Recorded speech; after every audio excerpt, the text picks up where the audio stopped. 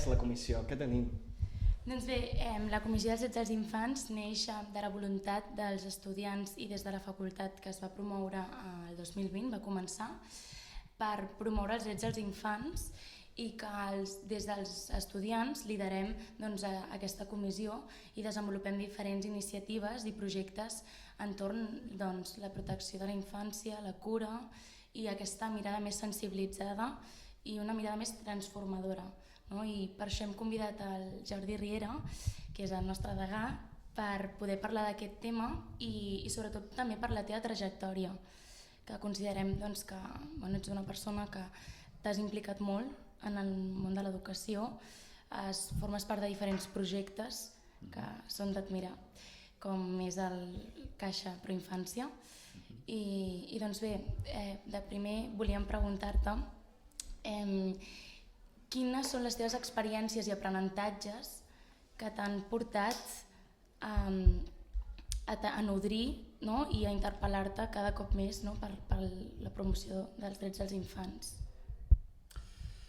Bona tarda, un plaer compartir aquesta estona amb vosaltres i amb tots aquells que ens puguin escoltar en directe o en diferit, i felicitar-vos per la iniciativa de voler comunicar amb les persones d'un projecte com aquest, perquè moltes vegades a la facultat es donen nous projectes, creació de comissions de tota mena i la veritat és que se'n sap poc. Per tant, penso que és una bona manera fer pública la vostra voluntat de treballar en comissió i més tractant-se d'un tema com el que us mobilitza i ens porta avui aquí, no? La veritat és que el meu interès pels drets de la infància ve de molt lluny i podríem remuntar-nos en els primers passos que vaig donar en la vida professional com a mestre. En molts moments em trobava en circumstàncies que desconeixia que podien passar. Com a mestre novell no acabava de comprendre que hi haguessin nens que tendien a ser invisibles a l'aula, però el cas dels nens invisibles no era el que més em va preocupar, sinó nens invisibles de veritat que vaig anar coneixent al voltant de la primera escola i en particular la segona escola en la que vaig treballar, que era a Sant Vicenç dels Horts, en un barri complex, el barri de la Guàrdia, que tinc molt al meu cor també, a prop de l'escola on vaig començar a treballar. En aquella escola hi havia nois i noies que en moltes ocasions arribaven amb el curs començat i sorprenia l'absolut desconeixement del barri, de la nostra cultura, i clar, eren migrants i acabaven d'aterrar a Catalunya i era molt particular veure com en moltes circumstàncies no gaudien dels mateixos drets que la resta de companys que tenien a l'aula, i això em va començar a mobilitzar. Per tant, el meu interès al voltant dels drets de la infància neix de veure infants amb els que se'ls podia estar vulnerant drets fonamentals i que no semblava que la societat es mobilitzés perquè poguessin tenir accés al compliment d'aquests drets i a l'assoliment de totes les garanties que ha de tenir la infància en el seu desenvolupament. Per tant, neix aquí el meu interès, neix vivint una realitat palpable, i conèixer aquesta realitat et fa mobilitzar si tens la mínima sensibilitat educativa, però no només educativa, sinó social en sentit ampli. Bé, després la vida m'ha portat en molts entorns on he pogut desenvolupar aquesta inquietud, i finalment també en el món de la investigació, de la recerca, per veure quin tipus de mecanismes, estratègies, palanques podien mobilitzar perquè hi hagués menys vulneració de drets reconeguts tots ells, i potser en parlarem avui, en la Convenció dels Drets de la Infància, que com sabeu es va aprovar a nivell de l'Organització de Nacions Unides l'any 1989, és posterior a la Declaració dels Drets Humans, i que després els països van anar ratificant en les seves respectives estats, els seus respectius estats, a partir de les seves pròpies constitucions. Però bé, em preguntaves per l'origen de la meva inquietud. Sí. L'origen era aquest. Però jo vull preguntar perquè la percepció d'això de que els infants tenen drets no és Bé, ja han passat 40 anys dels 90, ja es diu una mica... Aviat. Aviat. Però i en aquesta experiència en Sant Vicent ja ha passat temps, no? Avui vivim en un context a Catalunya una mica parescut, amb molts migrants, una situació geopolítica que fa pensar una miqueta de bé, el que tenim més a prop a vegades s'oblidem. El que volia preguntar-te era quan vas començar en l'educació, primer com a nen i després com a mestre, això de que els infants tenien drets, perquè abans es tractava d'una forma molt diferent de l'infant. Bueno, és que l'infant, que per cert la definició acordada a nivell internacional és aquell menor de 12 anys, no de 18, com a vegades sembla, no cal confondre la qüestió del 16, dels 12 als 18 és una qüestió que en molts països es regula una mica diferent, però vaja, entendre la majoria d'edat als 18 anys, en alguns països als 17, en altres als 16, a vegades es confon amb l'edat laboral, que en molts països és als 16, o sigui, un pot treballar, fixeu-vos, un pot treballar a partir dels 16 i no ser major d'edat. Vull dir, almenys a Espanya aquestes incongruències es donen, però es parla menys d'aquest altre tall que en canvi internacionalment està reconegut, que és el tall dels 12 anys. Per tant, l'infància, considerada com a tal, és 0-12. No? En alguns països casa perfectament amb la seva estructura educativa, que és el concepte d'atenció d'educació primària, no? Arribaria fins a aquests 12 anys. No? Quan l'infant deixa de ser infant legalment al món és quan afronta la seva secundària. No? Esclar, tot això, el marc legal ha fet conceptualitzar la infància i els drets de manera diferent segons quin país, però vaja, la vulneració d'aquests drets, dius, com és possible que la Convenció s'aprovés a l'any 89, no?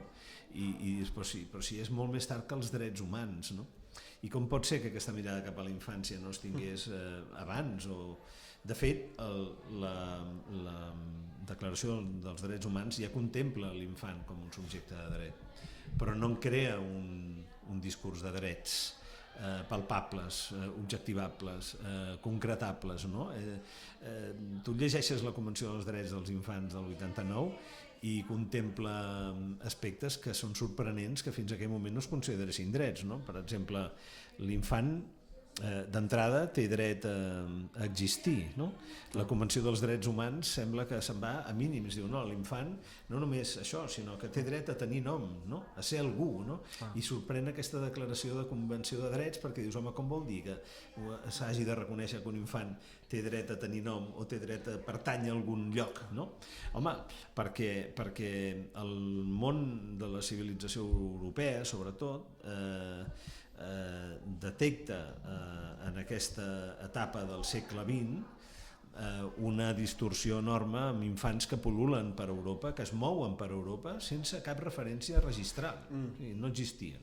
De fet, pels països hi ha milers i milers i milers d'infants que als anys 80-90 no existien. No existien efectes de registre i d'identificació, la qual cosa, en el món de la civilització occidental, és el que dona accés a determinats drets. Si no existeixes, no tens accés enlloc perquè en realitat no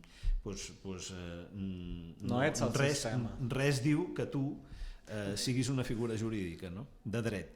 I per tant, tot això és el que va fer pensar tard a Europa, en els països desenvolupats, que si es anaven creant estats del benestar que donava drets als ciutadans a tenir accés a protecció, a salut, evidentment a educació, etc., si s'anaven creant estats del benestar i aquest estat del benestar s'obtenia gràcies a existir, doncs què fèiem amb els infants que no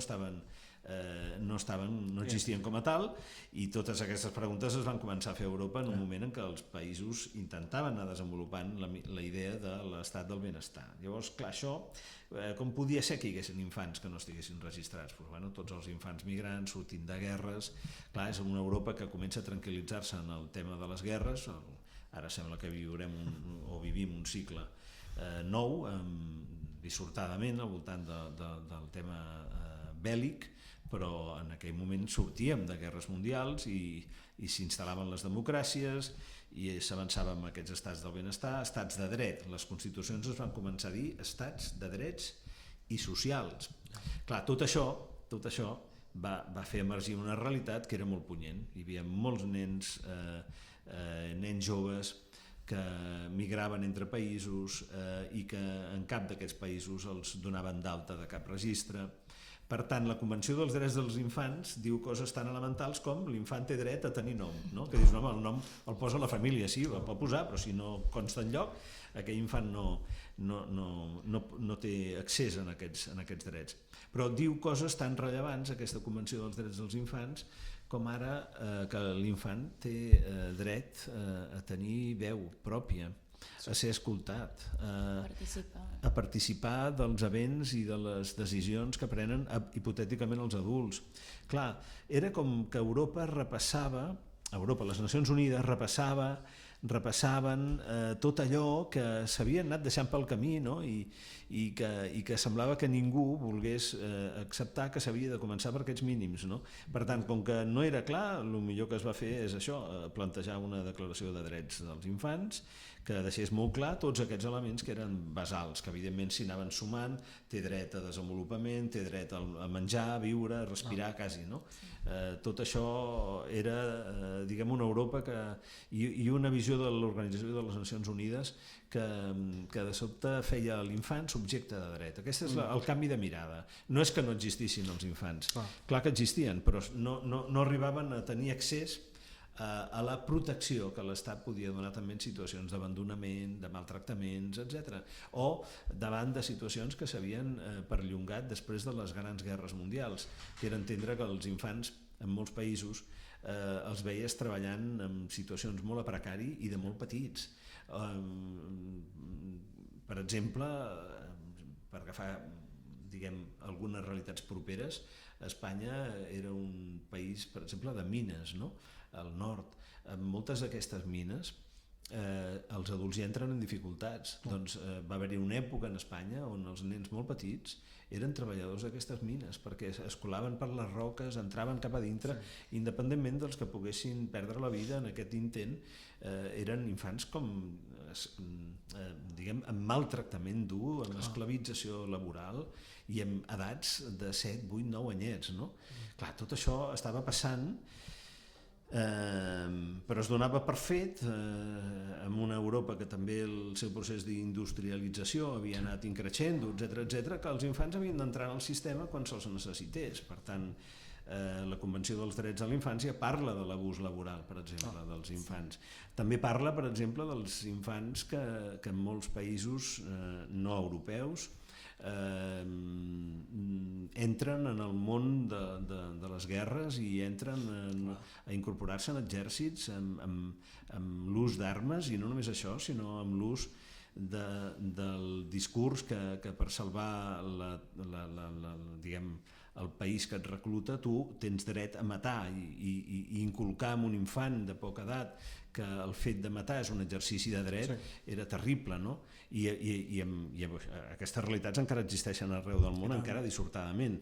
Per tant, tots aquests elements es van recollir tots i es van posar a la Convenció dels Drets dels Infants en un moment de civilització avançada, en principi, als anys 90, no?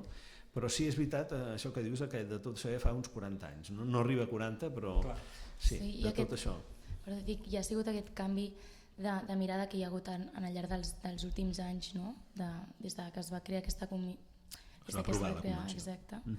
Fins a l'actualitat. I ara ens trobem a l'actualitat i aquests drets dels infants, no? Que potser semblen, com dèiem, bàsics, no? Coses bàsiques. Realment hem avançat molt o encara... Vull dir... Jo crec que hi ha com 3 estrats d'infància en el nostre entorn proper. L'infant que sortosament viu en un context de confort i en el que se li respecten els seus drets. Clar, hauríem de pensar si això dels drets té a veure amb el DNI o no, però no hauria de tenir a veure, no? No hauria de tenir a veure. És a dir, el fet de que un infant neixi en un lloc o en un altre no hauria de condicionar els seus drets, però la realitat és que hi ha estrats que en funció d'on són nascuts, el seu context familiar, el seu context sociogeogràfic, li garanteix, a grans trets, li garanteix el desplegament dels seus propis drets. Després tenim un estrat d'infants que viuen en un context d'alta vulnerabilitat. Aquesta és la realitat avui dia, i no cal anar molt lluny, al nostre entorn. En una proporció diguem que encara avui dia fa mal dir-la, no? Quan diem és que un de cada... La proporció és terrible. En aquest moment parlem d'un 25% dels infants que encara estan en contextos d'alta vulnerabilitat on alguns dels seus drets són objecte de vulneració. Clar, un de cada quatre és aquest 25%. En un context de societat avançada, de democràcia avançada, que diuen alguns, no?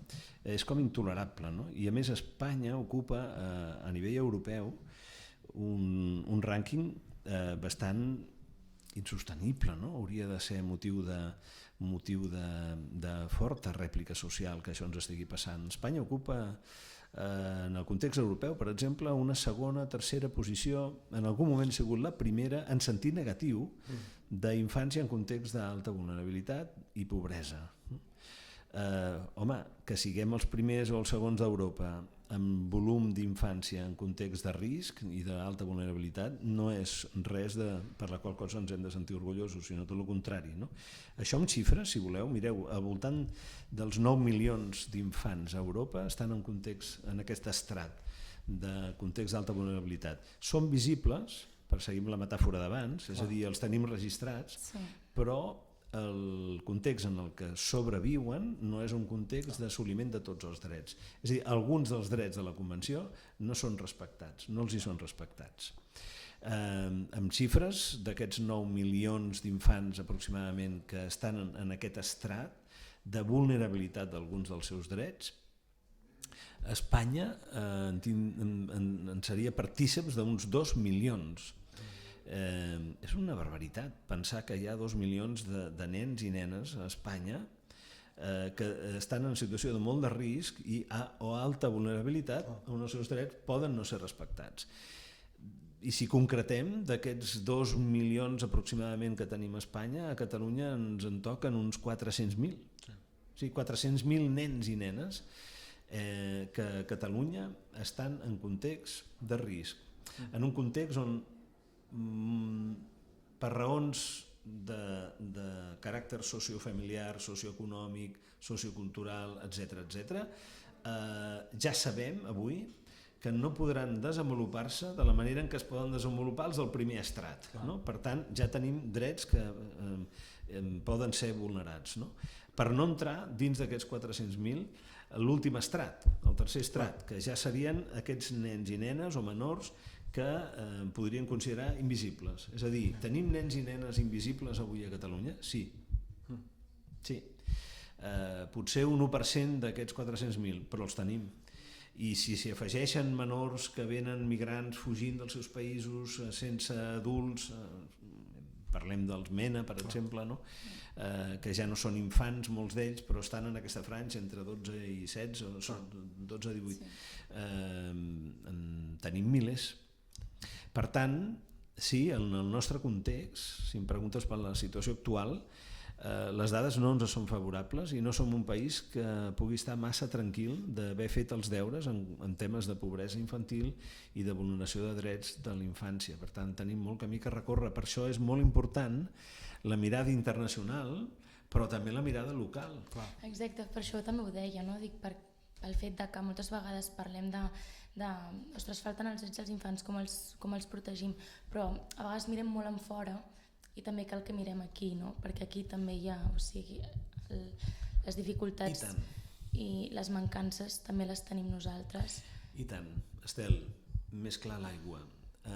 No caldria recórrer més de 5 quilòmetres des d'aquesta facultat i ja tenim situacions on podríem estar-hi treballant de valent per fer respectar els drets de la Convenció. No caldria moure's en un perímetre més enllà d'aquests 5 quilòmetres, no? Amb aquest radi, de 5 quilòmetres. Per tant, i tant que ho tenim molt a prop, i és veritat que per exemple, institucions internacionals com la UNICEF, amb les que tenim un gran acord, com a Blanquerna, que també ens segueix en la nostra activitat com a facultat, i nosaltres els seguim amb ells, i soc conscient que la vostra comissió hi té una relació directa, no? Però és veritat que UNICEF té una mirada de caràcter internacional, és a dir, mira el món, mira la realitat dels drets dels infants, i sobretot UNICEF té una mirada de situacions de crisis d'alta gravetat. És a dir, per exemple, en països on hi ha conflicte bèl·lic, és obvi, segur, que tenim situacions d'alta gravetat d'incompliment de drets dels infants, justament per la circumstància de guerra, no? Que evidentment és més punyent que una circumstància d'un país que està en pau, com el nostre. Per tant, UNICEF té una mirada de caràcter internacional perquè més aviat atén a les crides d'alta urgència internacional, i és normal doncs, que el moviment d'UNICEF focalitzi més països que estan en guerra, situacions d'hambruna o de fam, on la vulneració d'aquell dret afecta a desenes de milers d'infants en massa. Per tant, l'actuació d'una institució internacional com UNICEF sempre focalitza aquests focus on la vulneració de drets és dramàtica, no? Sí. Absolutament dramàtica. Per tant, penso que comissions com la vostra i actuacions en local fan un punt de compensació d'aquesta mirada dels grans organismes internacionals, fan un punt de compensació i mira cap a prop, perquè això no vol dir que no estigui passant-ho molt malament un infant que tenim a 5 quilòmetres d'aquí, quan els seus drets també són vulnerats des de diferents perspectives. Per tant, penso que aquella famosa reflexió de treballar per lo global des de lo local continua tenint molt sentit en projectes com els que vosaltres esteu liderant, i que penso que feina en tenim molta, desgraciadament en tenim molta. I d'aquí també sorgeix una mica, i una de les coses que et volíem preguntar és això, no? Des de la facultat, des d'aquesta comissió, quines accions, com veus que podem promoure, quines dinàmiques, què podem desenvolupar per ajudar? Multitud de vies. No s'acaba la imaginació quan un pensa quan un s'arriba a fer la pregunta. La primera de totes és la sensibilització. És a dir, penso que ja teniu un primer encàrrec, diguem, implícit, que potser no us l'heu plantejat, però el primer encàrrec implícit quan un crea una comissió com la que vosaltres esteu volent liderar és tenim prou consciència al nostre voltant d'aquesta circumstància, hi ha prou coneixement. Per tant, la primera línia que jo us proposaria és que sigueu valents a l'hora de la conscienciació, perquè és que l'actuació ve darrere de tenir consciència d'una determinada problemàtica. Per tant, i després sobre això de la conscienciació hi ha moltes vies. Com arribar a conscienciar? Podem desplegar a nivell de facultat, proposta vostra, trobades, taules rodones, fins i tot jornades i fins i tot congressos. És a dir, hi ha un camí a recórrer molt interessant que passaria per el coneixement, la sensibilització. Aquestes dades que jo ara compartia amb vosaltres, no sé si les coneixíeu, potser persones que ens estan escoltant les desconeixien totalment. Vosaltres teniu una sensibilitat pel tema, però persones que no la tenen, saber que tens en el teu propi país al voltant de 400.000 nens amb serioses dificultats per assolir, desenvolupar els seus drets, no sé, jo crec que això ha de fer pensar, no? I per tant, per fer pensar hem de sensibilitzar, per tant hem de treballar el coneixement. Per tant, aquí hi ha una línia molt interessant que pot tenir un desplegament de moltes formes, no? I que la comissió podria proposar activitats en aquesta línia. Després penso que quan un té coneixement i té ganes d'actuar, seria molt interessant moure's en el terreny de les aliances, és a dir, com a comissió, com que no sou una entitat pròpiament dita, sinó que sou una estructura participativa, doncs com a tal, establir aliances amb algun agent social, amb algun actor que ja estigui implicat, també podria ser molt interessant, promoure aliances que ens portin a voluntariats directes, per exemple, no? És a dir, tenim la nostra oficina d'ODS amb l'Horitzó 2030, que ja aviat sembla que això es modificarà, ja no parlarem de 2030, sinó ja parlem de 2035, de 2040. Jo crec que qualsevol aliança entre la comissió i l'oficina, sortosament la nostra oficina 2030 el que fa és de mediació entre entitats diverses i interessos concrets, doncs aquí podria haver-hi una línia clara d'actuació també, buscar aliances amb tercers per desplegar voluntariats que tinguin lloc en els contextos en els que en aquest país i en aquesta ciutat mateixa on estem doncs es necessita gent amb professionals o no, perquè també pot ser voluntariat no específicament professional d'un sector, però vosaltres els que esteu en aquesta facultat ho sou dels sectors educatius, psicològics, del món de l'esport, etc. Jo crec que aquí hi ha una línia d'actuació preciosa de col·laboració. També hi hauria una altra línia, o sigui, veus, fas una pregunta i jo t'obro totes les vies, però bueno, en fi, podríem pensar en activitats de caràcter acadèmic però mirant cap a la línia d'aprenentatge i servei, que en diem APS. Per què no imaginem APS al voltant dels drets de l'infant? Per tant, ja veus, jo penso que la comissió ens pot donar molt de joc. Sí. Moltes de les propostes que has fet són de les propostes que nosaltres volem fer, no? Un dels objectius que tenim marcats és això, aprofitar aquestes aliances, també amb UNICEF, amb Xamfrà, que també hem fet algunes... Sí, Xamfrà és una entitat ben bonica des del punt de vista del com treballa al voltant dels drets, no? Des del món de l'art, no? Una via preciosa també, perquè a través de la formació artística sensibilitzem els mateixos infants, ho fa Xamfrà, sobre els seus drets, perquè sovint hi ha un altre fenomen, que és que l'infant no té tant coneixement de quins són aquests drets que té, i per tant una feina ben bonica és treballar des de l'educació, i Xamfrà ho fa des de l'art, la pròpia consciència d'aquests drets, no? I de mobilització dels seus propis drets, no? I ho fa amb una activitat tan bonica i integradora com és la mobilització artística, que ho fa de manera extraordinària al voltant del teatre, la música, la dansa, etc. Jo veig aquí molta possibilitat de col·laboració amb Xamfrà o entitats similars. N'hi ha força a Barcelona en concret i a Catalunya d'entitats que es mouen amb aquesta sensibilitat de fer participar a la comunitat. O sigui que no ho fan tot des de la pròpia entitat, sinó que mobilitzen sectors professionals, voluntaris, etc., al voltant dels drets dels infants. Per tant, sí, ho he llegit en el vostre document fundacional i em sembla molt oportú treballar amb entitats que ja es mouen en el sector, perquè tampoc hem d'anar a substituir, o sigui, a doblar-nos, triplicar-nos quan ja hi ha agents treballant per aquests objectius. Per tant, jo penso que connectar-se avui dia és molt important. Sí. I has vist quin espai pot ocupar, no, per estudiants que s'estan formant, que acaben de començar, estudiants d'educació, estudiants de psicologia, estudiants de CAFE, què els pot aportar en la seva formació professional?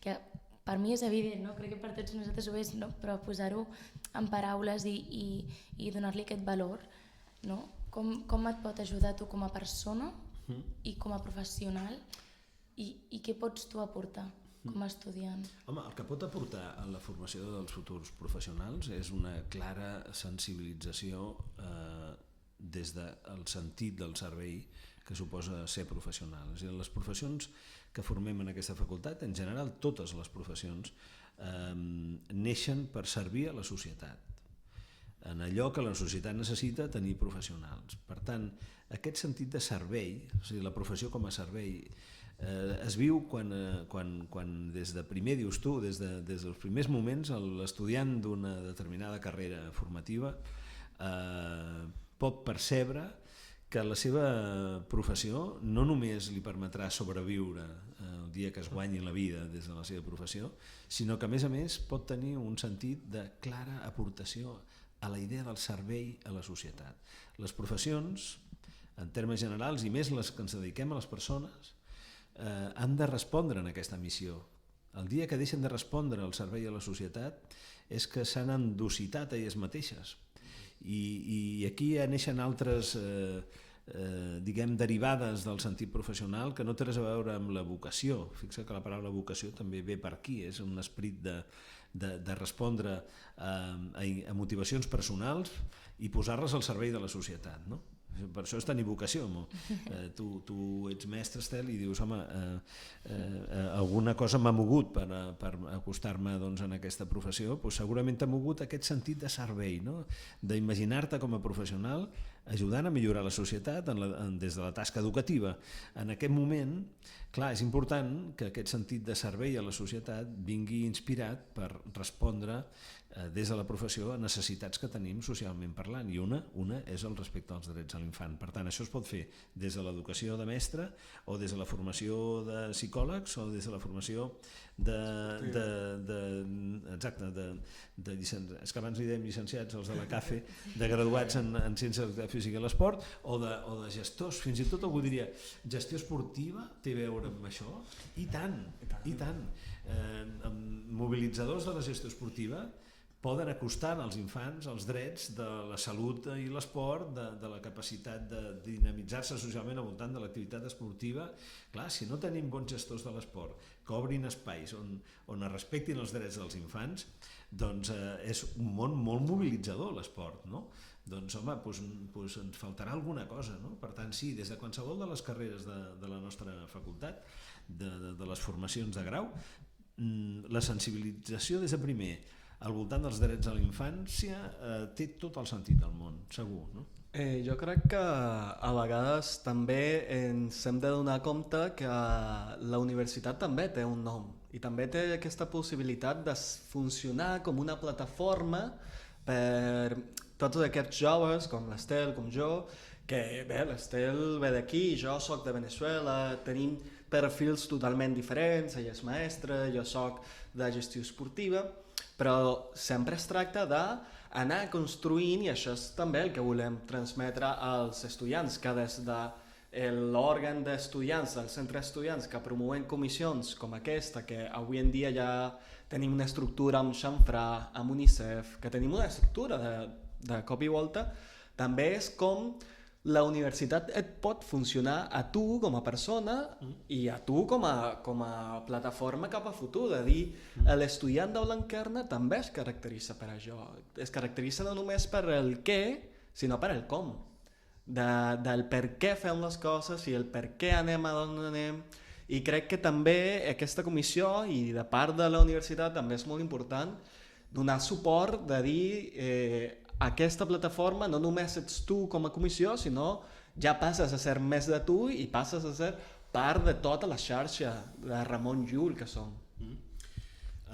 Totalment d'acord que quan plantegem un projecte formatiu en qualsevol dels àmbits universitaris en els que estem implicats, és tan important el què com el com el per a què, que te'l deixaves i jo l'afegeixo, no? Per a què, no? És a dir, la finalitat d'aquesta formació, perquè en el moment que ens preguntem per què i per a què ja anem a qüestions més de fons, no? Quin sentit té que despleguem aquestes formacions, com les despleguem, no? Bueno, doncs perquè ens inspira uns valors, perquè ens inspira uns objectius, i aquests valors i aquests objectius diuen molt de la manera d'entendre aquesta formació. Per tant, totalment d'acord amb tu que també amb aquests vincles amb entitats, amb lluites tan rellevants com la defensa dels drets dels infants, estan venint a dir quins són els valors que hi ha al darrere d'aquestes formacions, no? Penso que és rellevant que en el nostre context el nostre estudiant tingui oportunitats per implicar-se, no necessàriament tothom en les mateixes comissions, però comissions de valor, jo diria. Perquè després hi ha altres comissions, diguem, que poden mobilitzar altra mena de coses, no? Per què no? Es poden mobilitzar festes, però tenim la comissió de festes, d'acord? Però, bueno, també és un valor la voluntat, les ganes de celebrar, no? Per suposat.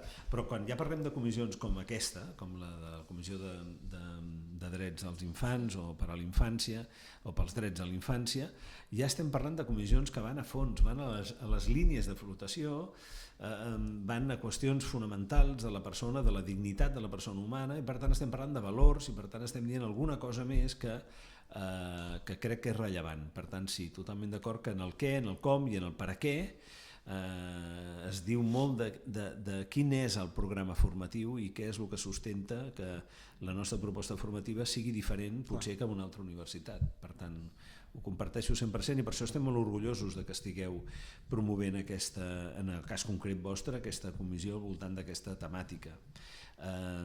Perquè els temps no acaben de donar la raó en els que pensaven que aprovant una convenció dels drets dels infants teníem el tema bastant resolt en pocs anys. No? La prova, com deies tu abans, és que portem quasi 40 anys i mira les xifres que he compartit fa una estona amb vosaltres. No?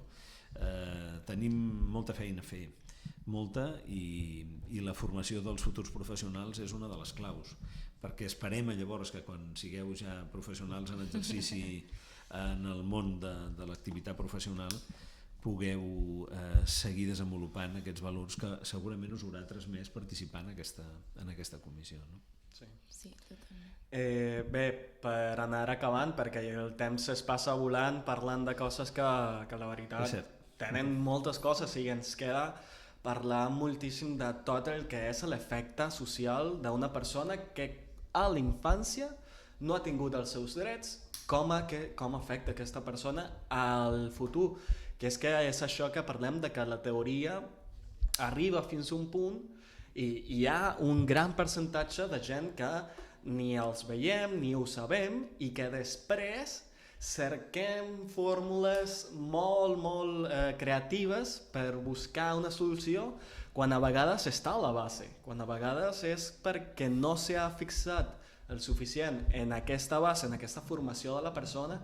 I bé, un mestre com vosaltres sabeu que el que passa una persona dels 0 als 7 anys pràcticament el determina gairebé per vida. Llavors, tota aquesta part del resultat, què passa després? Convidar de cop, o sigui, d'acord a tots els estudiants, no, Estel? Sí, volem convidar tots els estudiants de Blanquerna a participar a la comissió, des d'educació, psicologia i tot el gestió esportiva, que ha fet totes...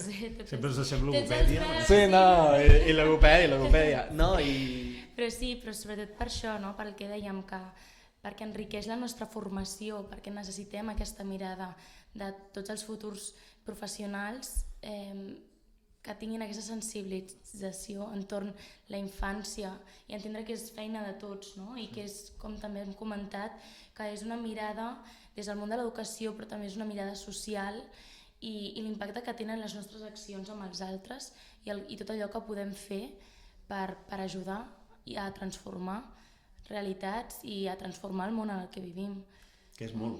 Que és moltíssim. Podem fer molt i en aquí aquest sentit d'aportació significativa al canvi, és a dir, la transformació social, és molt rellevant que es pugui desplegar, perquè si no en podem parlar, però potser és un marc d'una mica com dir-ho, d'autotranquil·lització, no? És a dir, un es tranquil·litza quan diu no, jo estic perquè, esclar, vull dir, aquests drets s'han de complir i tant els infants i la veritat és que la societat ha de canviar cap aquí, només faltaria, i un cop acabada la reflexió doncs un segueix amb la seva vida sense portar més que... Clar, el que jo trobo rellevant de la vostra proposta és que quan un es comissiona és perquè vol passar d'aquests plantejaments als fets i per tant interpel·leu a la mobilització, a l'acció, i amb això també interpel·leu a la mateixa facultat, és a dir, no només als companys estudiants, que jo també desitjo que ja que ens estan observant i veient en aquesta, diguem-li, tertúlia al voltant d'aquest naixement,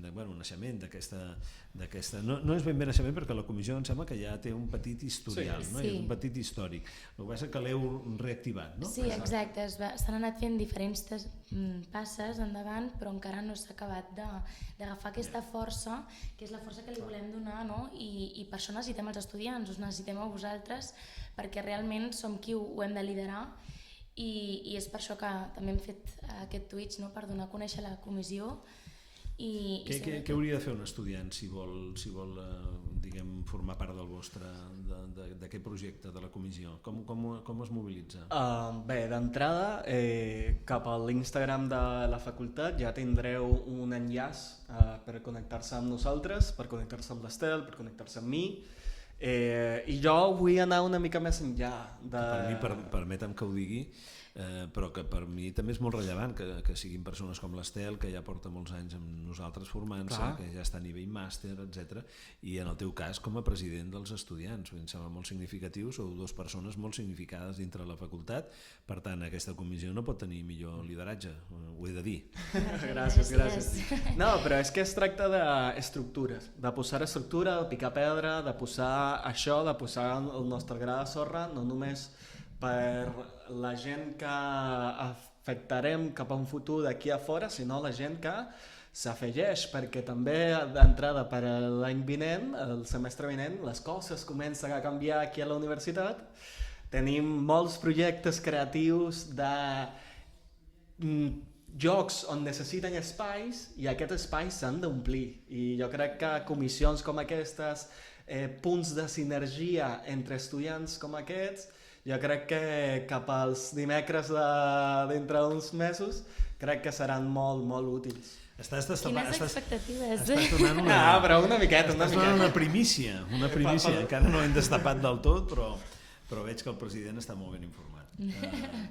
Tenim novetats, creiem que molt rellevants a partir de l'any vinent sobre aquests espais que apuntes, no? Certament la facultat creiem que ha trobat una fórmula que pot ser molt atractiva per donar espai i lloc de possibilitat a iniciatives com la vostra i totes les que puguin néixer al voltant d'un espai nou que hem aconseguit, perquè ho entendran ràpidament els que ens estan escoltant, consistia en trobar un lloc en l'horari, un lloc en l'espai, una coordenada espai-temps, no?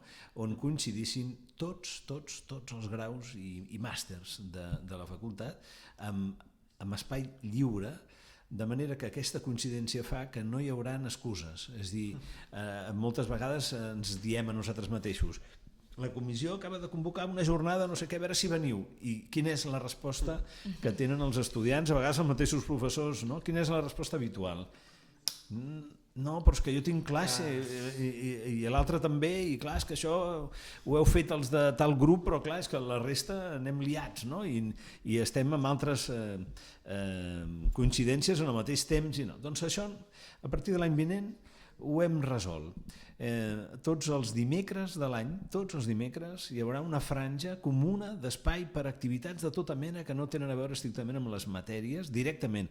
Moltes vegades sí que les matèries poden també tenir a veure, perquè potser algunes matèries toquen alguns temes d'aquests, però busquem, i en aquest espai, aprofito aquest espai que em dona la comissió per donar notícia de la novetat, en aquest espai li direm espai Nexus, perquè la seva arrel etimològica ens porta a aquesta idea de la connexió, de la trobada, de la connexió interdisciplinar, interprofessional, intersectorial, intergraus, intercursos, intergeneracional. O sigui, tots els inters poden agafar forma en aquest nou espai que es dirà Nexus i que anirem donant notícia a partir de setembre, però us el trobareu a l'horari.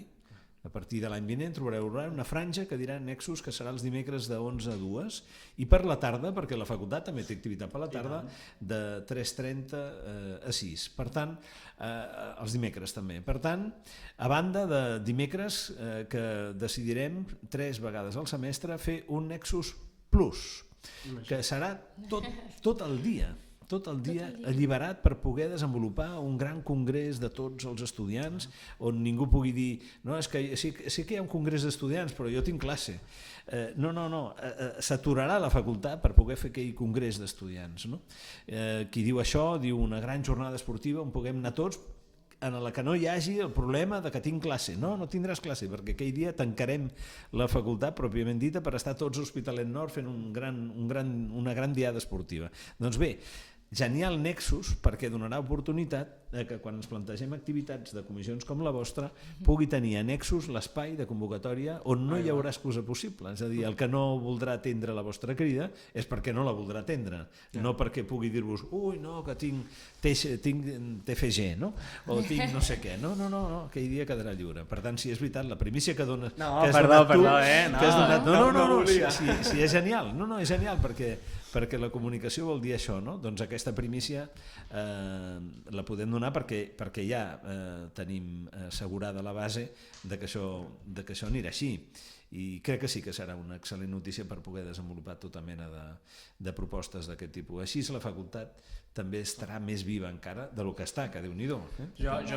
Jo volia, perdó, que és que jo veig, canvio la paraula de tancament a s'obre la universitat, s'obre la facultat i s'obre a noves coses, a noves propostes i a noves propostes dintre de la nostra facultat que a vegades mai una persona d'educació com una persona de gestió es coneixeran i avui en dia crec que hi ha aquestes bases per dir, mira, hi ha espai, hi ha possibilitat, tenim els recursos, volem crear aquestes expectatives, per això fem aquesta primícia i cosetes així de dir a l'estudiant de dir, ei, a fora de la universitat hi ha vida, però dintre de la universitat podem crear aquesta vida, podem crear aquestes coses que seran materials, que seran pràctiques, que seran coses que passaran. Correcte. Quan vàrem començar aquesta etapa de l'equip de Ganal actual, ens vam conjurar els membres de l'equip de Ganal al voltant d'un lema que resumeix aquesta mirada que acabes de sintetitzar, no? Que és venim de temps, la mateixa pandèmia ens va tancar molt, no? Venim de temps on hem pensat molt i hem rumiat molt què havia de ser la universitat i atravessats per la pandèmia encara més, perquè ens preguntàvem quina universitat quedarà després de la pandèmia, quan ens vam tancar tots a les xarxes virtuals i a les pantalles i en els Meets i a tot això, no? I jo crec que tot això que està passant a la facultat és la resposta a la pregunta, no? I ens vam conjurar l'equip de Ganal a dir anem a intentar tenim bastant clar cap a on hem d'anar. Ara què ens toca en aquest equip? Doncs ens toca fer que les coses passin. Aquest és el lema amb el que ens hem conjurat, no? Fem que les coses passin. O sigui, pensar-les ja les hem pensat molt. Ara fem que passin. I perquè passin us necessitem els estudiants com vosaltres dos i tots els altres que cada dia més tenim més participació d'estudiants en diferents àmbits, no? Per tant, us vull agrair com a degà de veritat i de tot cor que respongueu a la crida en el cas concret que ens aplega avui aquí, amb una comissió tan rellevant i necessària com la de vetllar pels drets dels infants, que afecta a tots els àmbits de la facultat i que ens afecta com a ciutadans d'un món que no és just encara en bona part de la població infantil. Per tant, de veritat que en aquest sentit estic molt satisfet de que les crides responguin i que això de que fem que les coses passin ho fem no l'equip de Ganal, no, entre tots, no? Entre tots fem que les coses passin perquè és possible canviar el món, transformar-lo, que deia l'Estel. No, i nosaltres també agrair que des de la facultat esteu liderant aquest canvi, perquè com a estudiant, abans ho has dit, que jo realment porto 6 anys a la facultat i he pogut veure aquest canvi, no? Llavors realment agrair també, perquè com a estudiants també ho estem vivint, no? Que no passem aquí només per fer classes, no? I formar-nos, que ja és molt, sinó que la nostra vida universitària tingui espai fora de les aules i que ens podem relacionar entre diferents graus, podem enriquir aquesta formació des de comissions, des de diferents congressos, activitats que es desenvolupin, no? I bé, doncs aquí... I tot el que inventarem. I tot el que ens inventarem, no? I llavors des d'aquí la Comissió dels Drets dels Infants abordant tot el que hem comentat a la sessió d'avui i això, convidar els estudiants a unir-se i a saber que teniu aquest espai on poder reunir-nos, reflexionar, generar debat, crear aliances i transformar mirades i el món que ens envolta. Tot el suport del que sóc capaç de representar aquí en aquesta conversa com a degà de la facultat el tindreu com com a allò necessari per fer que les coses que voleu transformar puguin ser transformables. Per tant, tot el suport, i avui ho dic públicament i obertament, més clar no ho puc dir, tot el suport. Moltes gràcies. Bé, moltíssimes gràcies al degà. Sempre és jo gaudeixo molt de parlar de la universitat amb tu, de veure, de contrastar les nostres visions i de sempre posar un petit gra de sorra per anar construint aquesta facultat. Gràcies, Estel, per el teu esforç i per mostrar a tots els estudiants la comissió i el que tenim preparat i el que farem cap a futur. Ja sabreu que per les xarxes i per l'Instagram de la facultat ja sabreu. També vull convidar-vos a que pregunteu als seus delegats de classe, a la seva gent de classe. Al final de tot formem part. Aquesta comissió neix del centre d'estudiants i això forma part dels estudiants d'aquesta facultat, de tots. Siguin delegats, siguin no delegats, vinguin a la universitat un dia o vinguin a la universitat als 5. De veritat, el que vull és extendir-vos la mà de dir aquest és un espai per tothom, per tots i per a tots. Llavors, moltíssimes gràcies, Jordi, moltíssimes gràcies, Estel. I moltíssimes gràcies, Eduardo. Moltíssimes gràcies a tots i ens veiem.